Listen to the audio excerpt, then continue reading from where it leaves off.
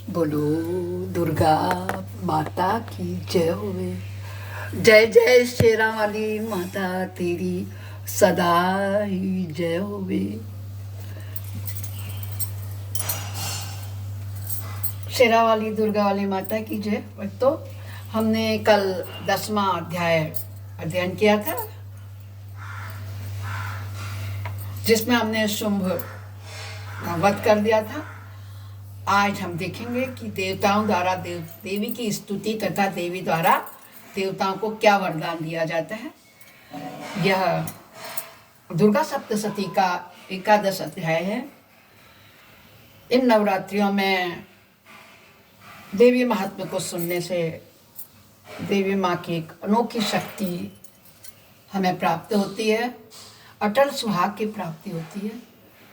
मेरी आप सब लोगों से प्रार्थना है कि प्लीज आप लोग जो भी सुने पूरा सुने, पूरा रिक्त न छोड़ें, स्किप ना करें। देखने की जरूरत नहीं है, माता दुर्गा का रूप सबके मन में समाया हुआ है।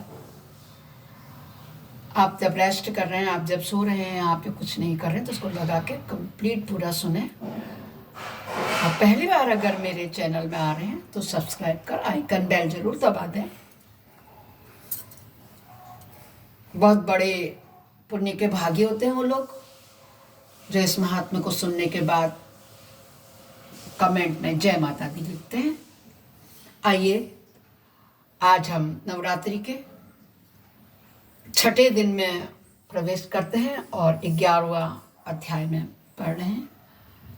उस भुवनेश्वरी देवी का ध्यान करते हैं जिनके श्री अंगों की आभा प्रभात काल के सूर्य के समान है। मस्तक पर चंद्रमा का मुकुट है। वे उभरे हुए स्तन और तीनों नेत्रों से युक्त हैं। उनके मुख पर मुस्कान की छटा छाई रहती है। हाथों में वरद, अंकुश, पाश एवं अभय मुद्रा शोभा पाते हैं। ऋषि कहते हैं देवी के द्वारा वहां महादैत्यपति शुंभ के मारे जाने पर इंद्र आदि देवता अग्नि को आगे करके उन कात्यायनी देवी की स्तुति करने लगे। उस समय अभीष्ट की प्राप्ति होने से उनके मुख कमल दमक उठे और उनके प्रकाश से दिशाएं भी जगमगा उठी। तब देवता बोले, शरणागत की पीड़ा दूर करने वाली देवी हम पर प्रसन्न हो। संपूर्ण जगत की माता प्रसन्न हो। विश्वेश्वरी विश्व की रक्षा करो। देवी तुम ही चराचर जगत के अधीश्वरी हो। तुम इस जगत का एकमात्र आधार हो, क्योंकि पृथ्वी में तुम्हारी ही स्थिति है। हे देवी, तुम्हारा पराक्रम अतुलनीय है। तुम ही जल के रूप में स्थित होकर संपूर्ण जगत को तृप्त करती हो। तुम अनंत बल संपन्न वैष्णवी शक्ति हो। इस विश्व की कारणभूता परमाया हो। हे देवी, तुमने इस समस्त जगत को मोहित कर रखा है। तुम ही प्रसन्न होने पर इस पृथ्वी पर मोक्ष की प्राप्ति कराती हो। हे देवी, संपूर्ण विद्याएं तुम्हारे ही भिन्न भिन्न स्वरूप हैं। जगत में जितनी स्त्रियां हैं वे सब तुम्हारी ही मूर्तियां हैं। जगदम्ब एकमात्र तुमने ही इस विश्व को व्याप्त कर रखा है। तुम्हारी स्तुति क्या हो सकती है। तुम तो स्तवन करने योग्य पदार्थों से भी परे परावाणी हो। जब तुम सर्वस्वरूपा हो देवी, स्वर्ग और तथा मोक्ष प्रदान करने वाली हो। तुम इसी रूप में तुम्हारी शक्ति है। तुम्हारी स्तुति के लिए तुमसे अच्छी युक्तियां और क्या हो सकती हैं। बुद्धि रूप से सब लोगों के हृदय में विराजमान रहने वाली, स्वर्ग एवं मोक्ष प्रदान करने वाली नारायणी देवी, तुम्हें नमस्कार है। कला, काष्ठा आदि के रूप में क्रमशः परिणाम अवस्था परिवर्तन की ओर से जाने वाली तथा विश्व का उपसंहार करने में समर्थ नारायणी, तुम्हें नमस्कार है। नारायणी, तुम सब प्रकार का मंगल प्रदान करने वाली मंगलमयी हो।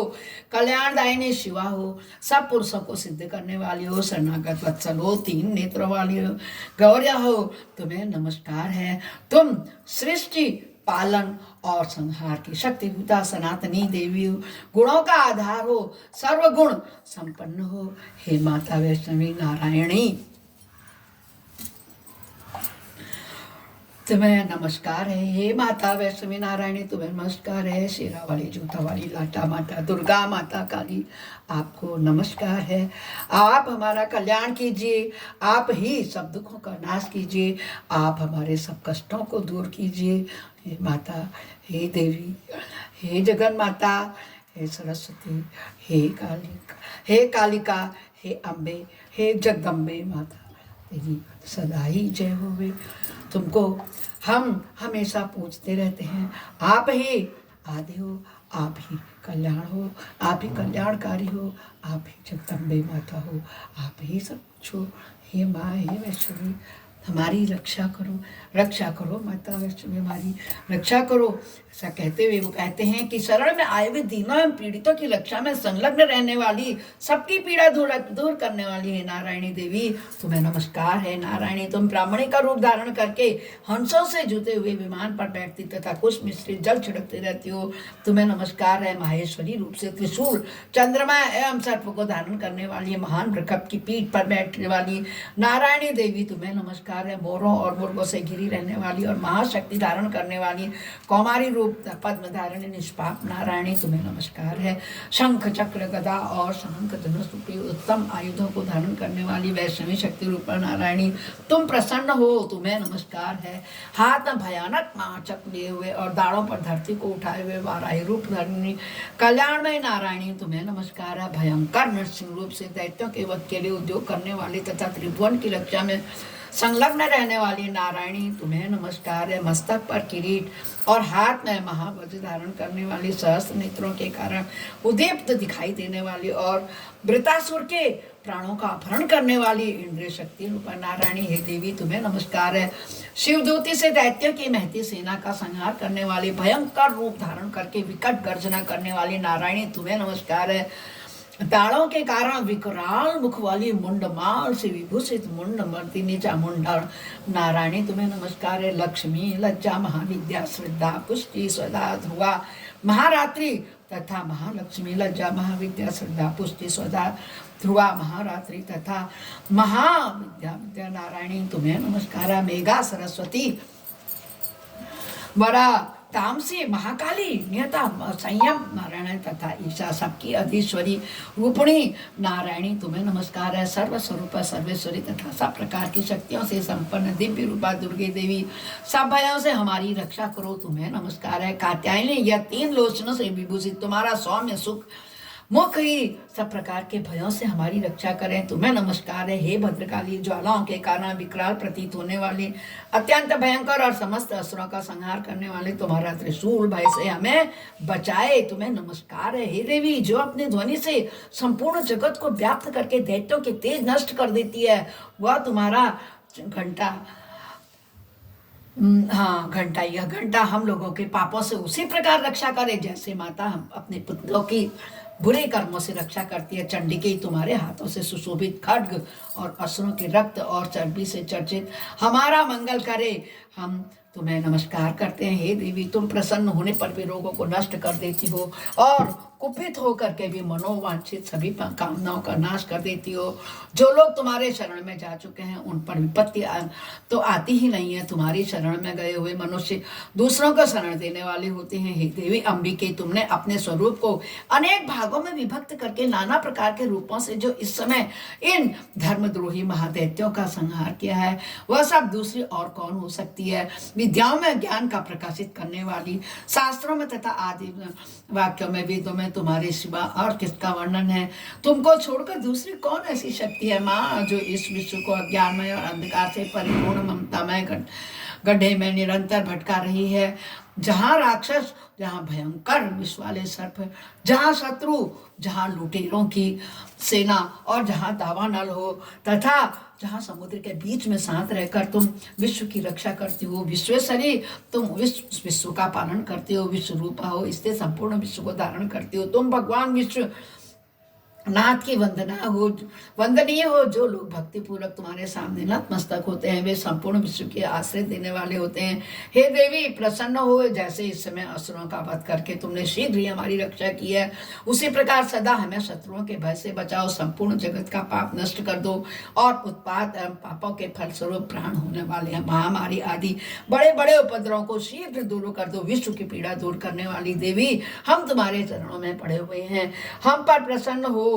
त्रिलोक निवासिनी पूजनीय परमेश्वरी, सब लोगों को वरदान दो।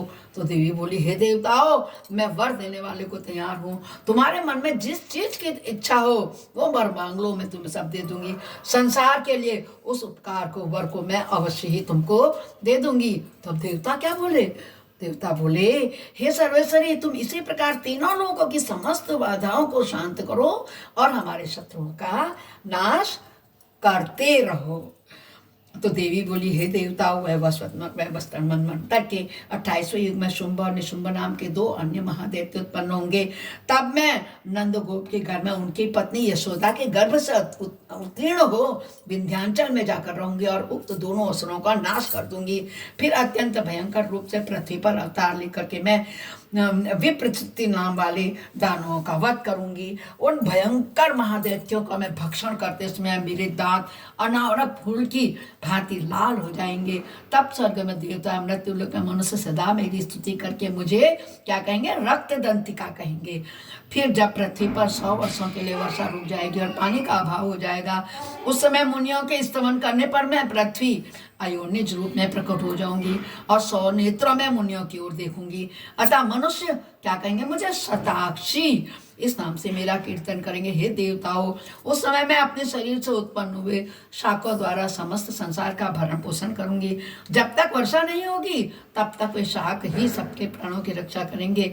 ऐसा करने के कारण पृथ्वी पर शाकंभरी के नाम से मेरी ख्याति होगी। उसी अवतार में मैं दुर्गम नामक महादैत्य का वध भी करूंगी। इससे मेरा नाम क्या हो जाएगा? दुर्गा देवी। बोलो दुर्गा देवी मैया की जय हो।